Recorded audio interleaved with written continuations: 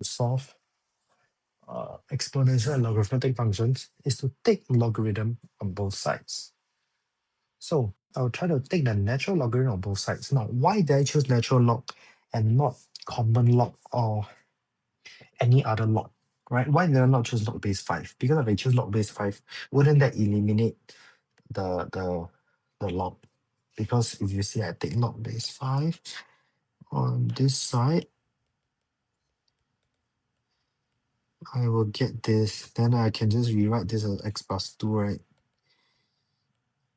Well, the problem here is because, yeah, it eliminates one of the logarithms, but it, I actually cannot evaluate this because I do not have log base 5 on my scientific calculator. So I choose natural log. You can also choose common log if you want. I just usually always choose natural log.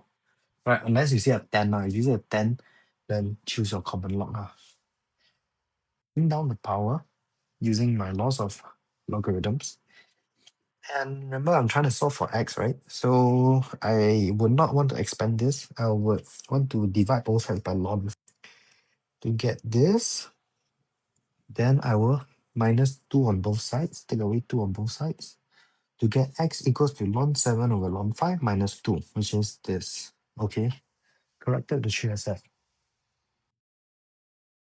Smash your maths exams. Download Learn Maths Today for real exam questions and achieve top marks.